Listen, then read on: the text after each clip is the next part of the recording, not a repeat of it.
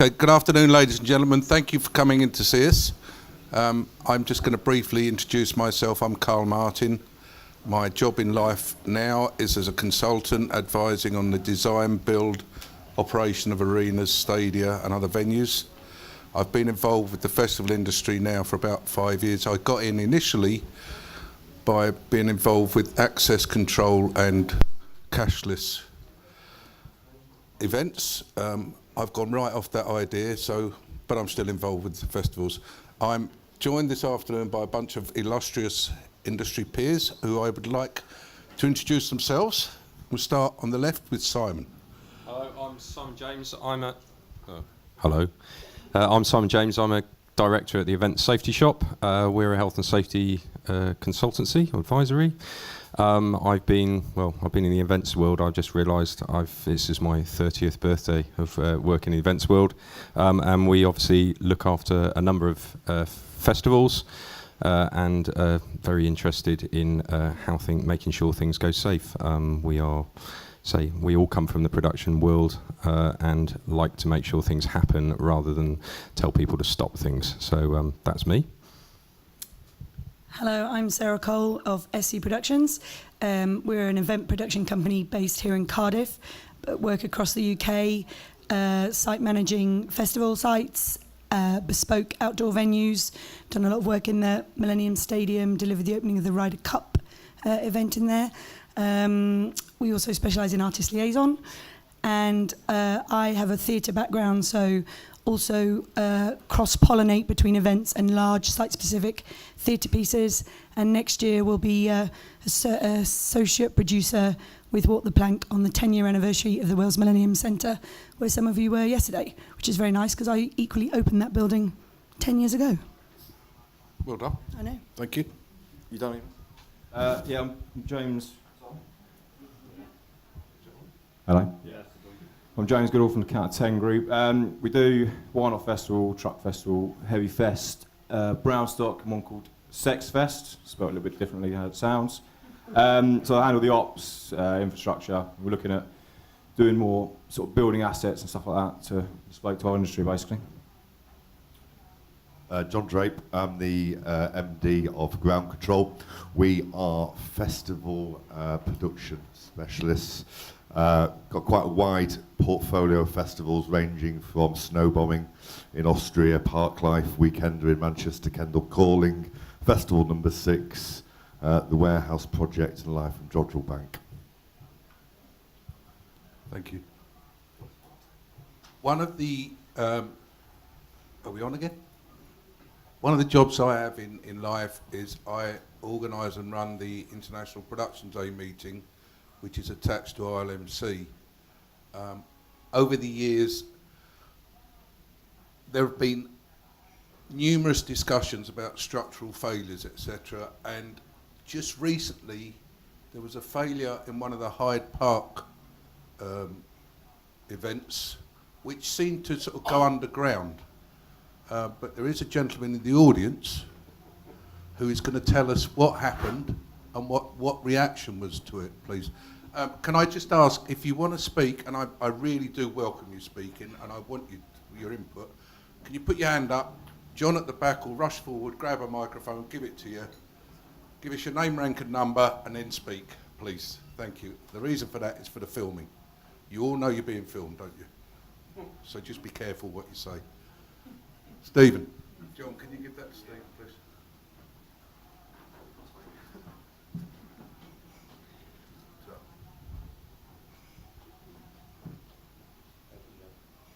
Hello, I'm Stephen Caulfield from Serious Stages.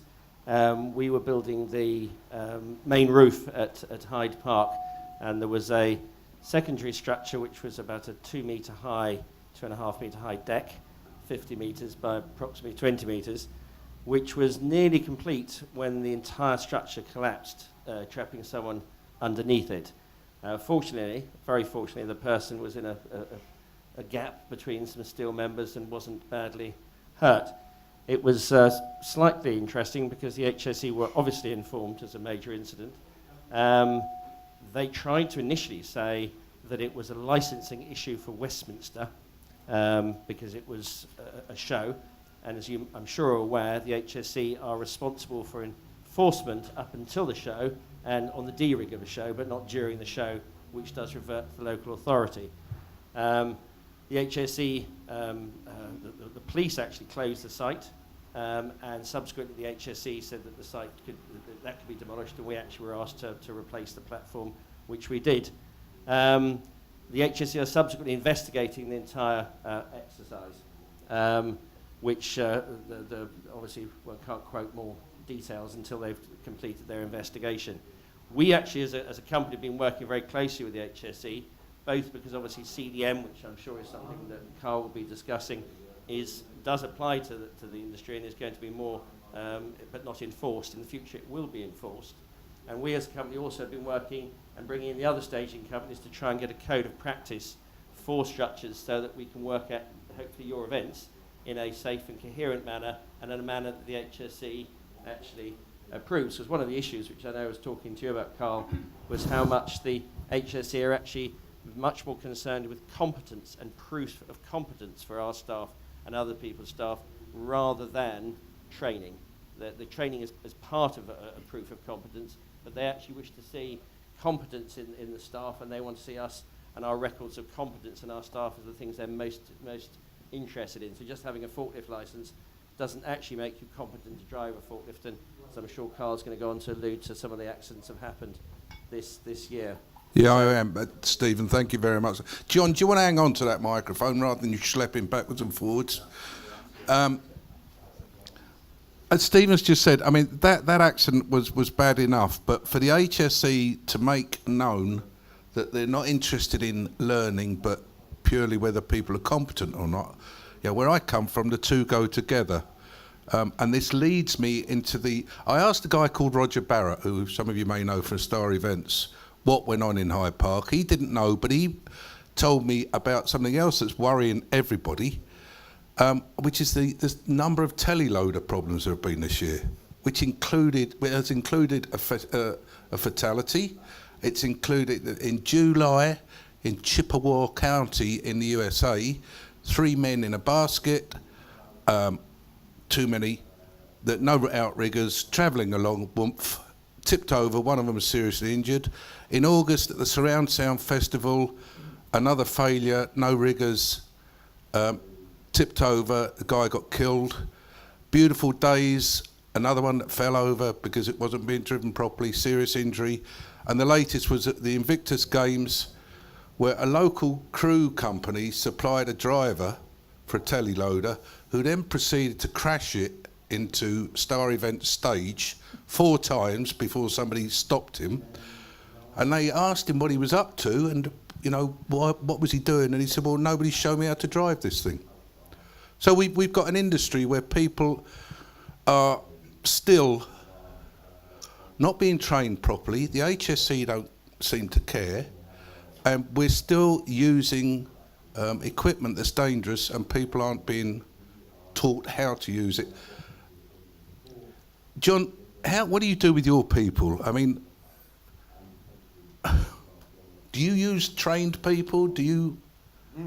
Yeah, I mean, we, for our site crew, because we've got a whole season of festivals, we're in quite a fortunate position where we can take a crew from festival to festival. We handpick, the right operatives to drive the right equipment and make sure they've got the competency and the tickets.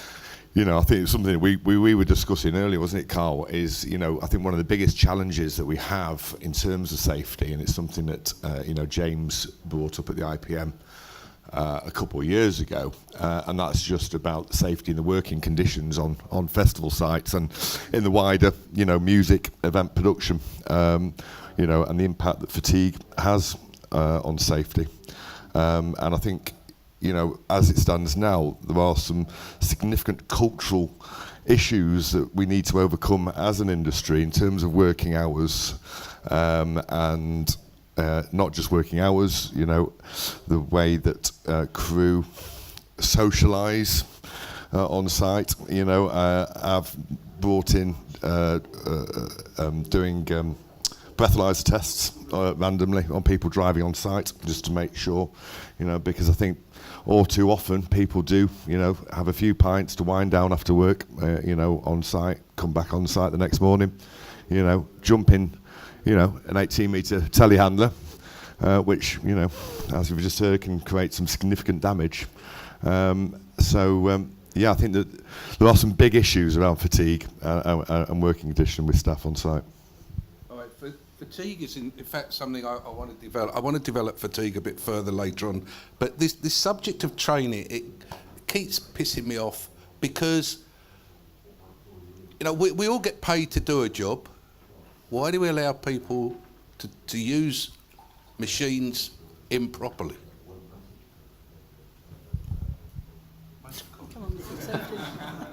Why do we? Well, that's a very good question, Carl.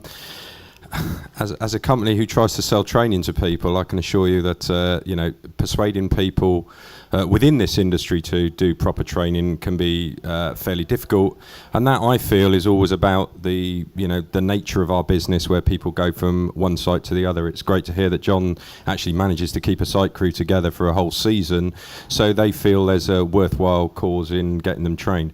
The issue that we see, and I say I'm not an employer, I'm trying to sell into employers or festival managers, but people loathe spending a lot of money on training somebody who then just turns around and jumps off and goes and works for somebody else where they're getting the advantage, and that is a problem in our industry. It used to be a problem in the construction industry, I have to say. We are being brought in line with the construction industry. I know we all like to think we're not, but as Stephen said earlier, CDM, if it ever finally decide what they're going to do, the HSE, will, whatever happens, we will come under CDM. So all of your festival sites will be deemed construction sites while you're building until the public come in.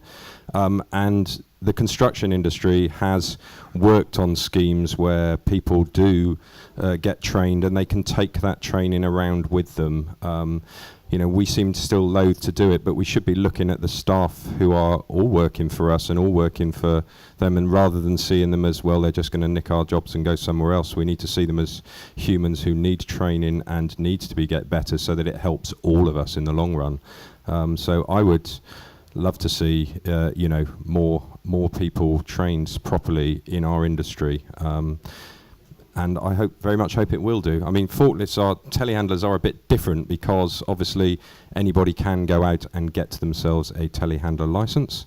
You can go and do a 3-day course, and as you say, you get what they call a license, but it doesn't mean that you're competent, and that's another matter altogether, I think.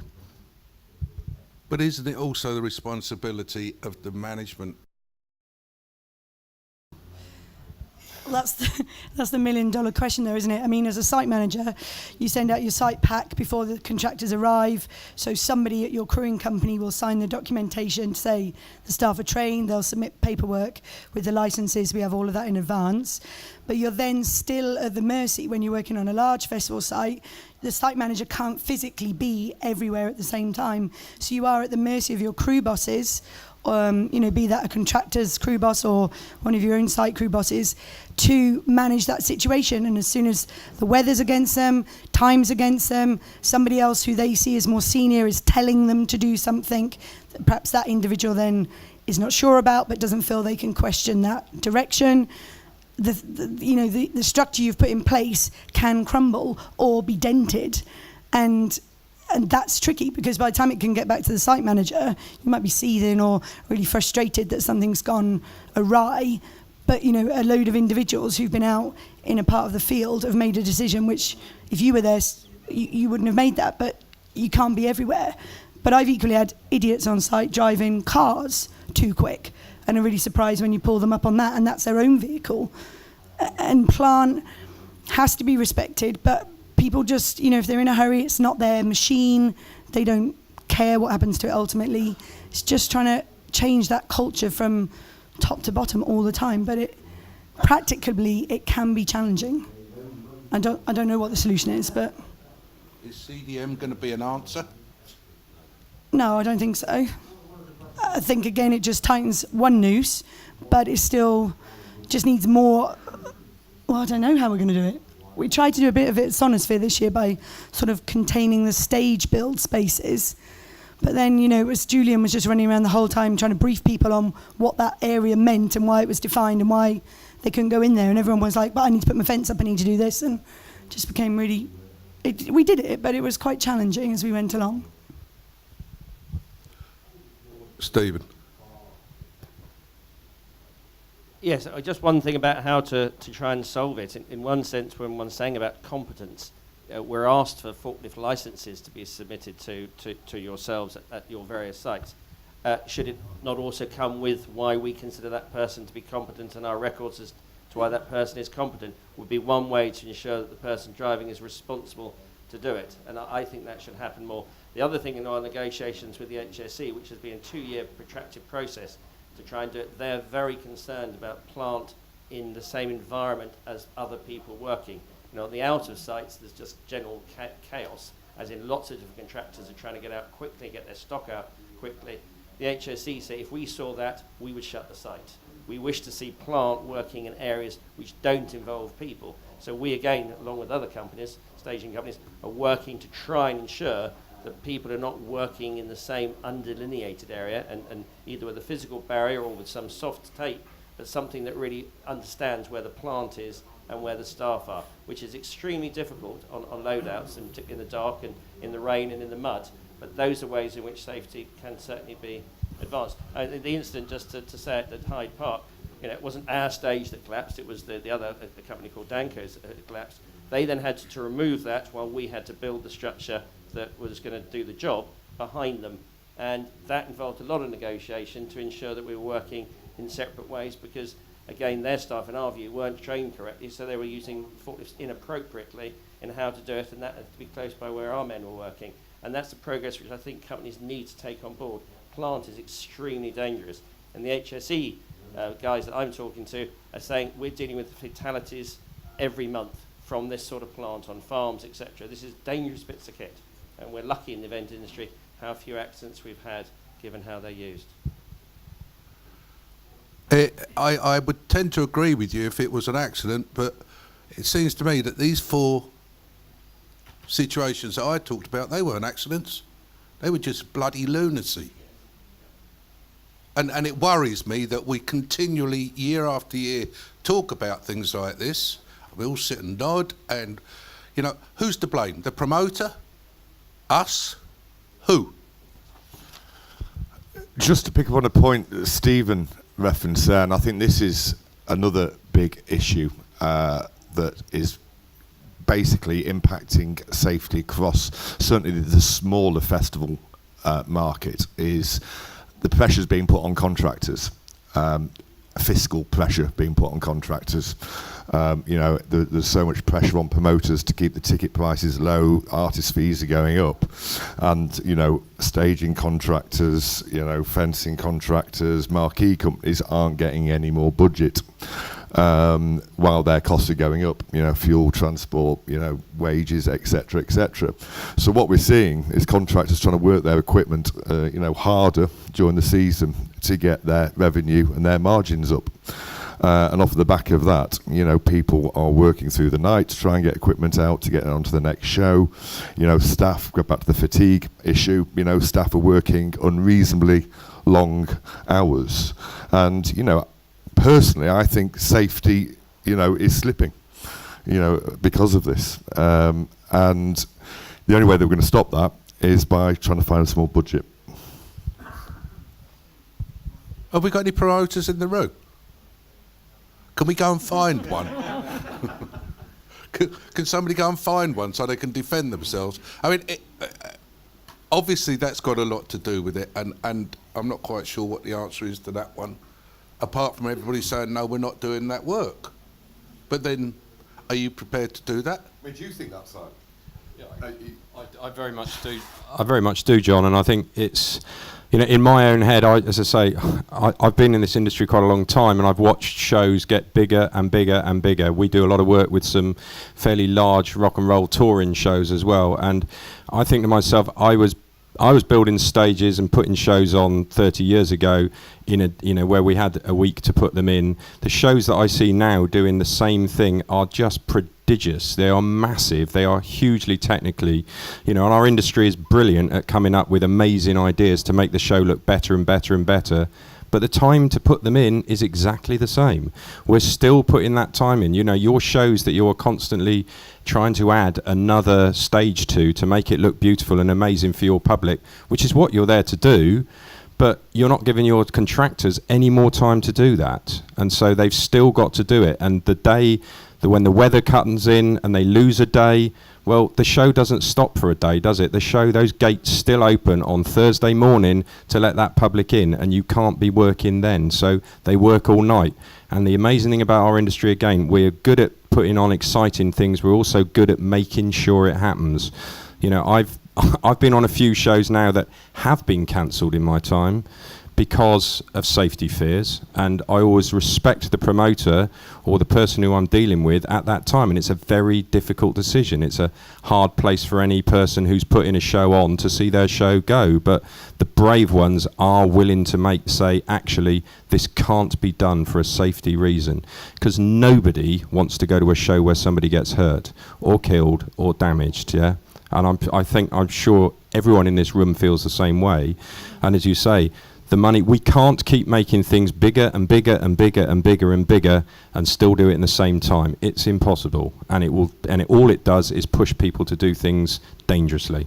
Of course.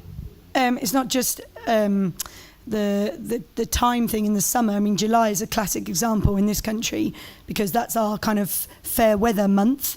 And there is so much happening in July. Me as an individual and a site manager, I was out for 6 weeks this summer, back to back, 5 different sites. The equipment is doing exactly the same thing. And if I can't get it off my site 2 days after my show, it's got to be up and ready for the next weekend, because that's how the contractors are making their money. And that also brings a pressure and doesn't allow us to add the extra time into these schedules over a really restricted period to compensate for all of these things that we're going to need to do with CDM coming in, because you've got to get that gear gone. Every single contractor wants their equipment off your site, and as the site manager, you've got to do your very best to try and facilitate that in the safest way you can. Have you ever told a promoter it can't be done? Yes, in 2007, I was doing a Donny Osmond concert in Merthyr Tydfil, highlight of my career, and it was in that period when it was incredibly wet. The show was for an audience of 15,000. It was going to be broadcast on the web, and on the Wednesday I turned around and said I didn't feel that the ground conditions were prudent to continue. After many meetings and many decisions, the insurance company were present with us on site throughout the event. We did get a small break in the weather, and we literally let the audience in. We created new exits to get them out, and the show did happen. But I did stick my head above the parapet and say, I'm not happy for this to happen. You ever told a promoter no? No, mate. Well, it's not an option in our book, basically. Well, we do the whole, promoting it and then through to the whole building the site, and we take much John's approach in the sense of the crew and stuff. Yeah, I let them have their say, basically, mate. So, for us, if it did say the promoter just, you said to the promoter, it's not going to happen, then for us, in that opinion, we wouldn't have a business. So it's like we have to make it happen and do what it takes to make it happen. And we had a few years ago, I won't mention the name, we had a staging company which really let us down, and it was a situation of if we didn't get the stage signed off by the structural engineer, then we couldn't open the gates. So we pulled everyone from all the other non-essential things, but the less essential than the stage, and pulled them all off those areas to help this company actually build the stage. So yeah, for us, it just has to happen, basically. And the thing is, you've got festival sites, sort of a mix of a building site and a farmyard, so it's a pretty horrible place to work sometimes. So you just got to put the right systems in, I suppose, and make it happen, I guess. But festivals have been happening for a long time now. So we can't keep using this excuse that it's, all right, it's a brownfield site, but, it's a site we've all worked on. We all know the conditions, we all know the times it's going to take. Yeah, I mean, for us, you always have this old, there's obviously a lot of old players in the festival game, and they all have their old ways of doing things. 30 years versus 9, but you know. So they all, we do come across this opinion where we try out new things, and someone will always say, no, well, Glastonbury have never done it in 40 years. It's like, all right, well, so what? Doesn't mean they were, not doing it right. So we've as a company, we've sort of put a few new systems in, which I know 70% of the time they might not work, but that 30% of the time, if they do work, it saves you time, saves the stress on the crew, and just makes life a lot easier. So there you go. Do other people see what you're doing and follow you? Yes, basically. I've got, it's James Scarlett. Are you in the room? Andy Ray's in the room. They we talked about something. We put the fest. I don't know if you ever have festoon lighting at your site. So you put the scaffold pole on the ground and you put the lighting on the top. The old system we used to always use was you put a putt lock on the ground, which is a 5-foot pole, and then you attach a longer pole to it, and then you put clips on, and then you have to put the lighting up, and then you have to put the foam around the clips, and it's just a massively drawn out sort of process, really. And when we have about, why not, we probably have about, I don't know, 5 kilometres of lighting, so it's a big old deal. So we just sort of put heads together and managed to build something that attaches straight to the forklift that grabs the long pole and pushes that straight in the ground. And it's pretty simple design, but it saved us days and days of work, basically. So so people are interested in that sort of stuff, but there's not many people who are doing it, obviously, but we try things out, basically. That's interesting. Put logs and scaffolding. Sorry. The management have asked me to ask, whose is the blue Toyota P621 PBX needs to be moved now? Not guilty. Say again. It's gone. It was the right route. Thank you. Yeah, interesting. You should bring that up, James. And it is interesting that people are looking at fresh ways of doing it, because I think that is one of the other issues that we face is, the mentality of, well, that's how we've always done it, so we carry on doing it that way. Put logs and scaffolding. I mean, have you got calcs? Do you know what the loading is? Because from what I've seen, I'm sure most people in this room use put logs, scaffolding to put signage on, festoon on, festival flags on. I've not seen that many calcs out there for using clip and pole. I had a near miss with it this year. Kendall calling on the loadout. It was punters had gone. Sign, high winds, bent over, 221 foot, which were more than adequately braced. But I think that is just a prime example of, well, that's how everyone does it. Everyone uses 21s, you bang some put logs in, you put some bracing on, you put some signage up, everybody does it. But there isn't any calcs out there from what I know, unless you can tell me otherwise, Simon. Hang on. Sorry. Why do you do it if you know it's wrong? Yeah. Well, I'm reviewing it. It's interesting. I don't think it's the right solution for signage, personally. No, I mean, funnily enough, John, there was a festival I was working on in up north, that's all I'll say, this summer, and they decided to put this big signage up above the kids' entrance, and I'd asked them. This was protracted negotiations beforehand because they wanted to use a sign company to do the thing. So I said to them, look, you need to show me that this isn't just going to fall down. So I actually forced them to go and get a scaffolding company to actually do the calcs. And they did do the calcs, and what they had to build was quite amusing. By the end, I came along and the guys said, well, there's a lot of this, isn't there? And I went, well, yeah, there is, but if that's what your calculations say. But they had up to 5 or 6 putt locks driven into the ground to hold this, and it wasn't big, it wasn't a large sign, but actually to see the real requirements to be able to withstand a 40, 50 mile an hour wind. Scaffolding is not designed to just be one 20-foot pole stuck up in the air.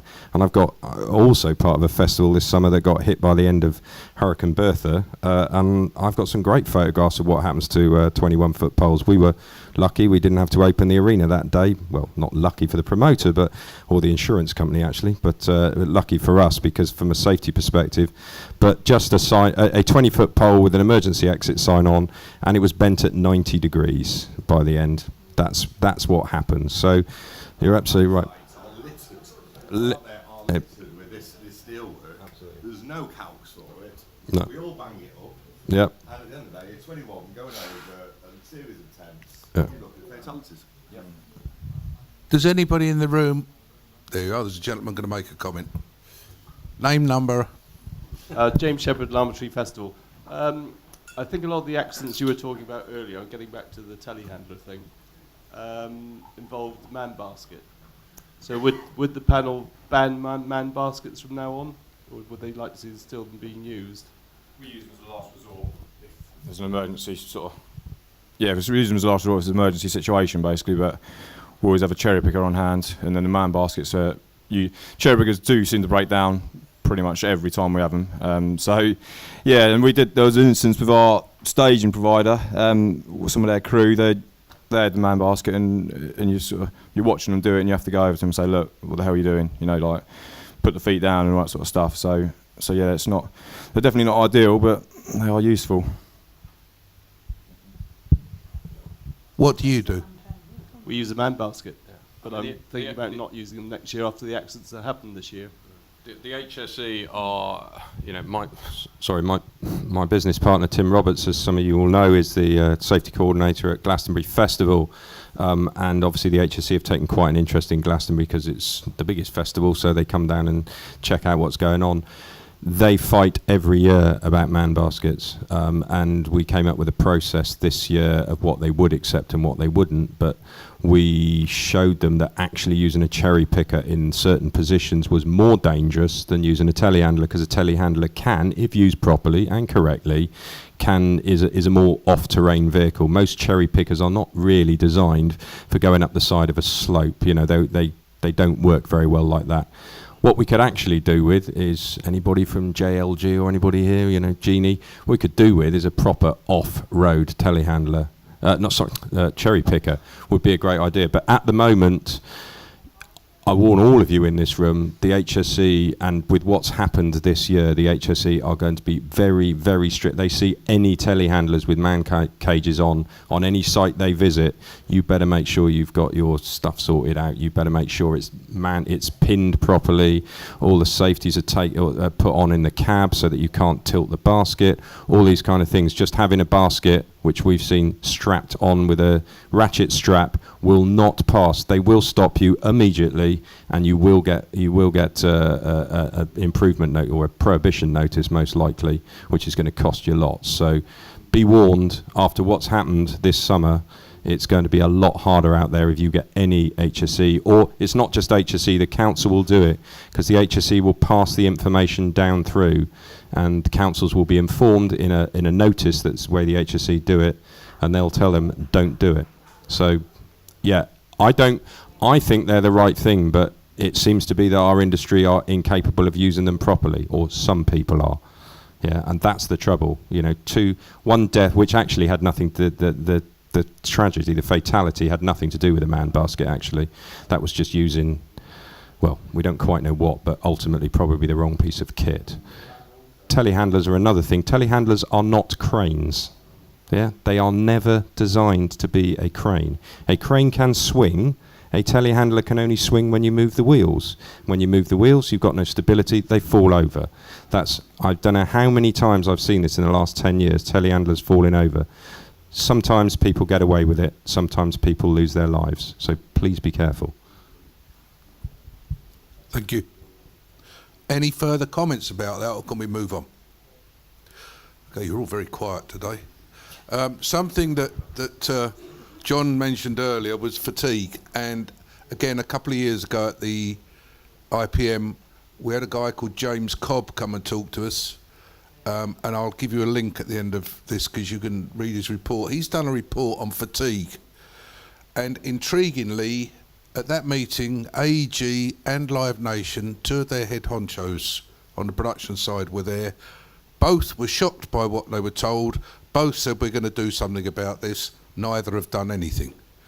But you all need to be aware it's rolling on gently, not fast enough. Hopefully it's going to get a kick up the arse and become more well known and more dealt with in the near future, because there's a survey being done in the music industry, the music and event industry, and it showed that the number of people that were surveyed who had 6 hours or less sleep a night was 75%.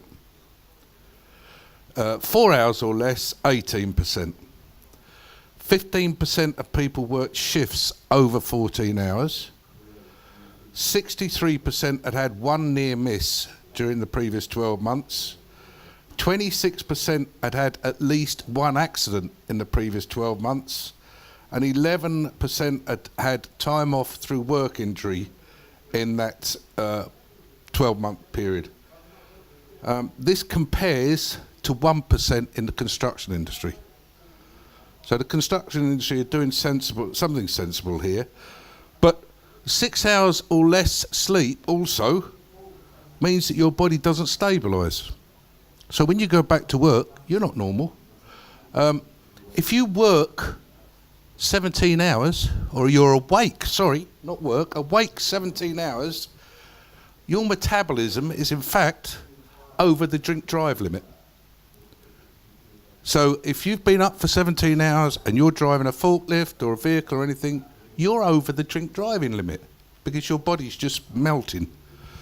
And if you get to 20%, then forget it. You know, it's throw you in a cell and lock you away time. Fatigue at the moment is causing 8,000 lost time injuries per year.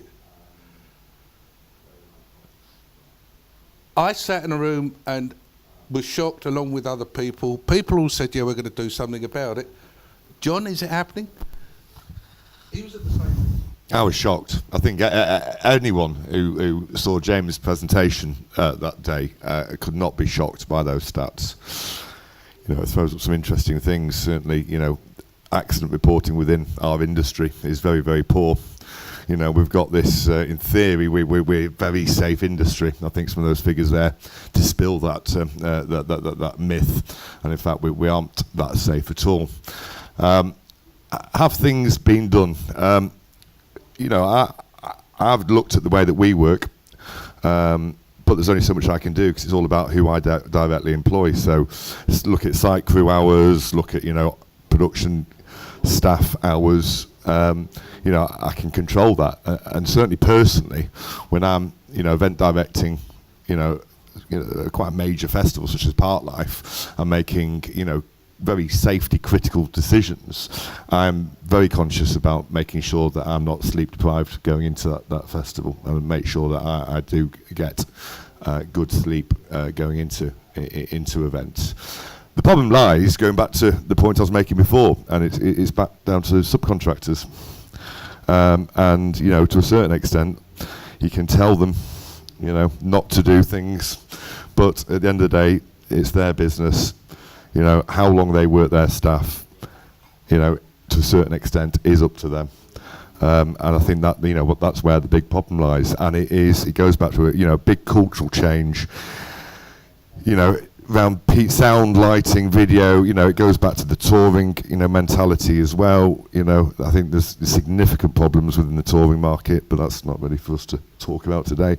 But then that comes to the festival market, where you've got, you know, riggers. You know, there can't be anything more dangerous than rigging, but, you know, they'll do a loading call in the morning. They might have a few hours off in the afternoon. Will they sleep? Probably not.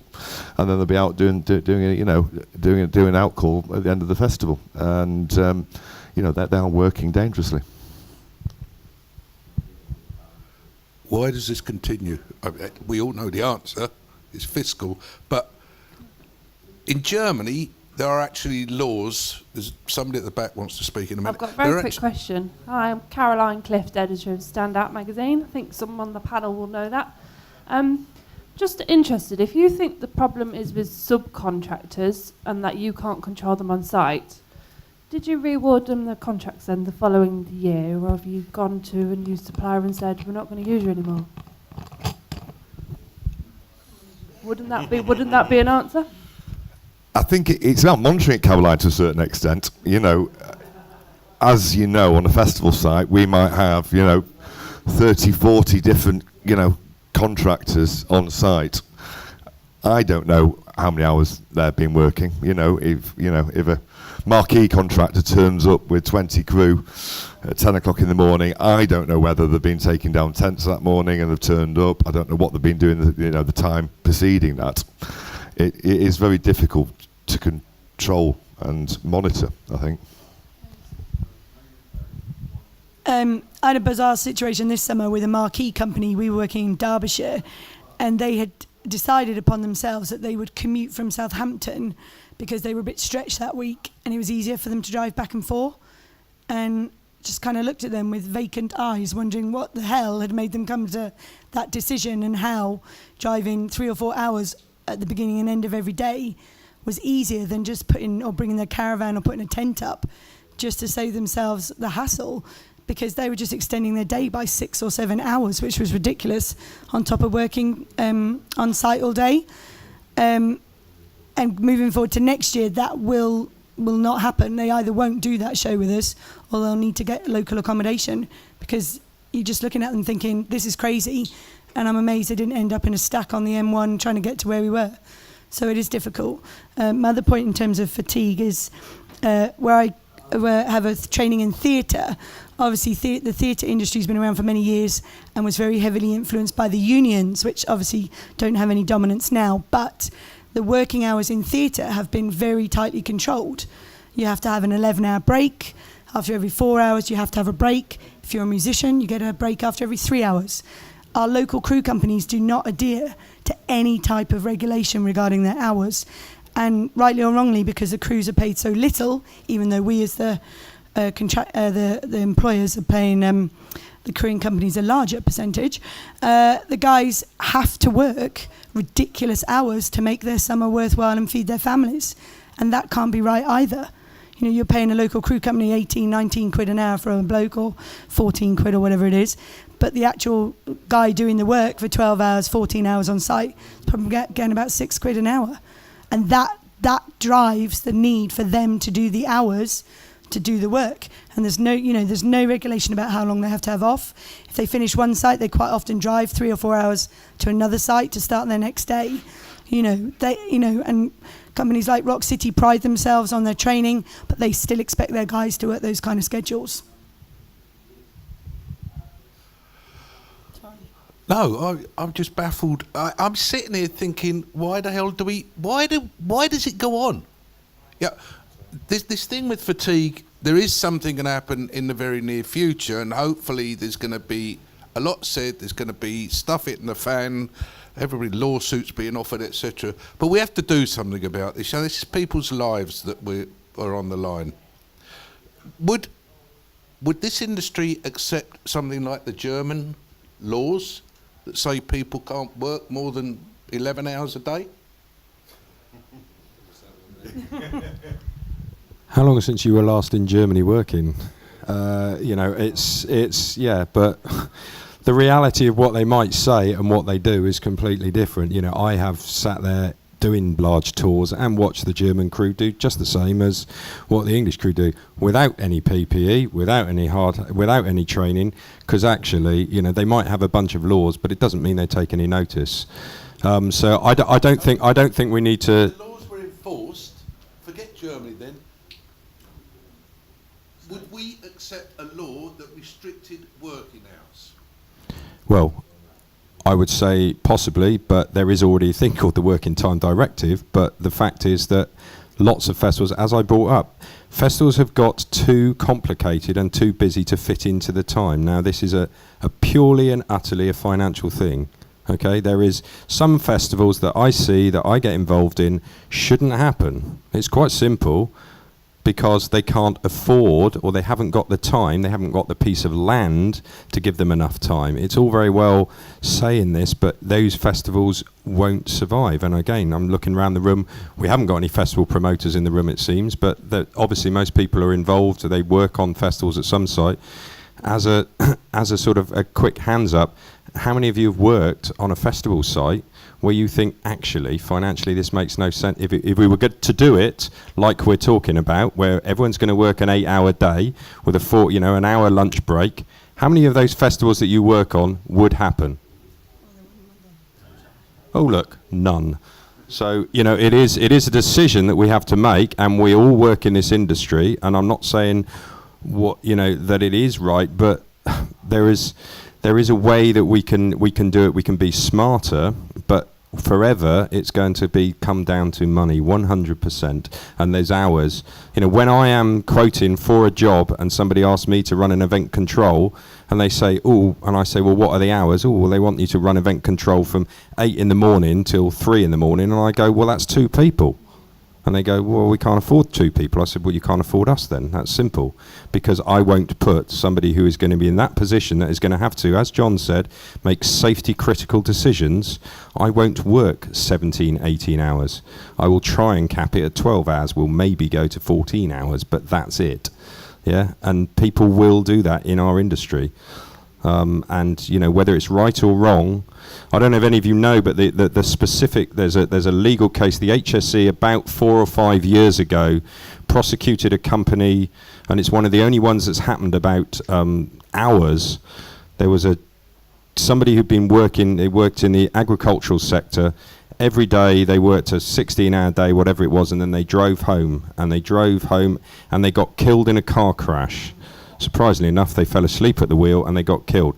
The police looked at it and said, this isn't for us. The HSE looked at it and they looked at the work records of that company, and they prosecuted and fined the company a massive amount of money because they said that they knew what the work process was.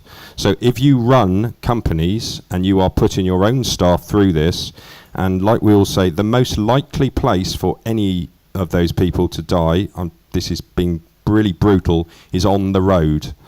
The most dangerous place that any of us work is driving.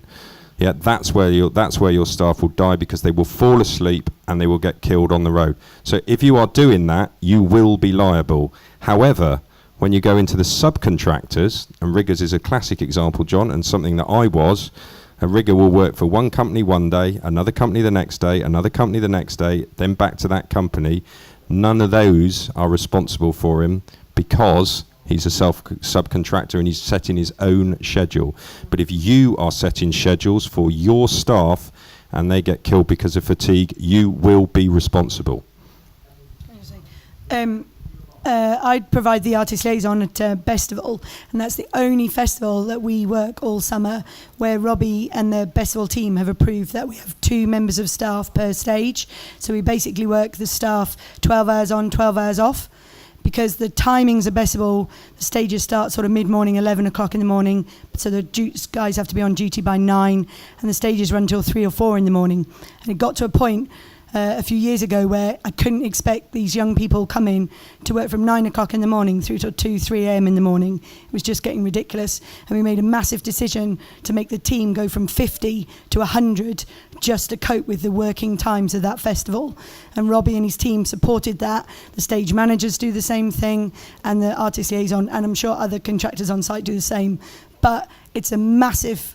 What I charge Robbie for that festival compared to what other festivals pay to provide the same service because of the duplication in staff is massive. But it's the only way to realistically facilitate a show of that magnitude. But that doesn't happen everywhere. Well, you're saying there's one festival that does it. Well, yeah, Robbie does do it. So every other festival in the country works their people into the ground? So we operate a shift system of our staff, basically. Early shift, late shift, fairly straightforward. But yeah, you do need to spend more money on training and more staff, essentially. But we recognised this probably a couple of years ago, that even ourselves you have this sort of attitude where everyone wants to stay on till the end, and not be the first one to leave. But we had to be quite strict with everyone, just sort of say, look, your shift's up, go to bed, and then come back and do the early shift. So it sort of works. Like you say, the contractors, as John, and Sarah mentioned, it's pretty difficult to, put these shift patterns into what they do. And we had a toilet contractor, which, we wanted 24-hour service, and which was what they knew we wanted, and they had one team on one shift. So it's how's that going to work? And so it's a bit of a joke. So I don't know how you do it. You're not going to say when you're booking in a contractor, you say we'll give you an extra £5,000 if you put 2 shifts in. With most contractors anyway, because they just take the money and not put an extra shift in unless you're really, really brutal with it. So yeah. It's not to say that all contractors, behave like this. There are some exemplary contractors within the industry who, are very aware of, the danger of fatigue and the way that they, work their staff. I think, awareness, that's what's going to help, is making people aware of the dangers. That presentation, Carl, it was sobering, wasn't it? That James did, and if we get that information out, it's not just the fact you're working your staff too hard. It is the implications of what can happen, as Simon says, and no one wants to end up in a coroner's court or being prosecuted, for corporate manslaughter. Okay. One of the things that's happened because of structures falling over and people not working properly and people waking up to the realities of this industry and the event industry and what the problems are. There's a bunch of guys, it's actually international, but it was led by an American guy, and it's who have produced this, the Event Safety Guide. Now what they've done basically is they plagiarised the Purple Guide. Simon's partner was involved with this. Very nicely to the HSE. Yeah. Plagiarisation. They said we can have it. Oh, okay. Well, they borrowed it. They did have it. Yeah. What these guys have done, and it's not just Americans, but it's been American-led. They've put together best practices, and they've used the Purple Guide, and they've used other things to help them do it. It's a non-profit making organisation. Anybody can join. You've just got to go onto Event Safety Alliance on the web, and you can put your name down and you're part of it. What we're trying to do, because I am part of it, what we're trying to do is take this book now and include other things in it. For instance, Stephen was talking about the stage people are getting together and doing a code of practice. We want to include that in here. We're also, in the next few months, there's going to be a meeting which everybody in the industry will be told about, where we're going to get together, take ideas, take content, etc., because we want to make this an international guide, not just it's North American biased at the moment, but we want to make it international. We want you to be able to go on site, onto the website, and if you've got a gig in Portugal, you look for Event Safety Guide, location, Portugal. You press the button, the core of this will come up, plus everything that's specific to Portugal. And do this throughout the world.